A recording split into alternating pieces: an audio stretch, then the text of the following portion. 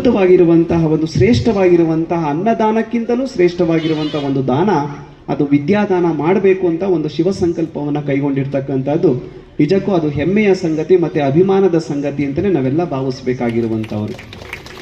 ಅಂತಹ ವಿದ್ಯೆಯನ್ನು ದಾನವನ್ನು ಮಾಡ್ತಕ್ಕಂಥದ್ದು, ವಿದ್ಯೆ ಅತ್ಯಂತ ಶ್ರೇಷ್ಠವಾಗಿರುವಂಥದ್ದು. ಯಾಕಂದರೆ ನಮ್ಮ ನೆಲ್ಸನ್ ಮಂಡೇಲಾ ಅವರು ಹೇಳ್ತಾರೆ ಏನು ಅಂತಂದರೆ, education is a powerful weapon which you can to change the world ಅಂತಕ್ಕಂಥ ಮಾತನ್ನು ಹೇಳ್ತಾರೆ. ಅಂದರೆ ಜಗತ್ತಿನಲ್ಲಿ ಏನಾದರೂ ಬದಲಾವಣೆ ತರೋಕ್ಕೆ ಸಾಧ್ಯ ಆಗಿರುವಂಥ ಒಂದೇ ಒಂದು ಅಸ್ತ್ರ ಅಂದರೆ ಅದು ಜ್ಞಾನ, ವಿದ್ಯೆ ಅಂತಕ್ಕಂಥ ದಿವ್ಯ ಅಸ್ತ್ರದಿಂದ ಮಾತ್ರ ಸಾಧ್ಯ ಆಗಿರುವಂಥದ್ದು. ನಿಮ್ಮಲ್ಲಿ ಇವತ್ತೇನಾದರೂ ಬಡತನ ಇದೆ, ಆ ಬಡತನ ನೀವು ನೀಗಿಸ್ಬೇಕು ಅಂತಂದರೆ ನೀವು ಆಸ್ತಿ ಮಾಡಿದ್ರೆ ಮತ್ತು ಜಮೀನು ಮಾಡಿದ್ರೆ ಬೆಳ್ಳಿ ಬಂಗಾರವನ್ನು ಕೂಡಿಟ್ರೆ ಅದು ನಿಜಕ್ಕೂ ನಿಮಗೆ ಶ್ರೀಮಂತಿಕೆಯನ್ನು ತಂದುಕೊಡೋದಿಲ್ಲ. ನಿಮ್ಮ ಮಕ್ಕಳನ್ನು ಏನು ಮಾಡಬೇಕು ಅಂತಂದರೆ ಅವರನ್ನೇ ಆಸ್ತಿಯನ್ನಾಗಿ ಮಾಡಬೇಕು. ಅದಕ್ಕಿರುವಂಥ ಒಂದೇ ಒಂದು ಅಸ್ತ್ರ ಅಂತಂದರೆ ಅದು ವಿದ್ಯೆ ಅಂತಕ್ಕಂಥ ಅಸ್ತ್ರ ಅಂತಕ್ಕಂಥದ್ದು. ವಿದ್ಯೆ ಅಮೂಲ್ಯವಾಗಿರುವಂಥದ್ದು.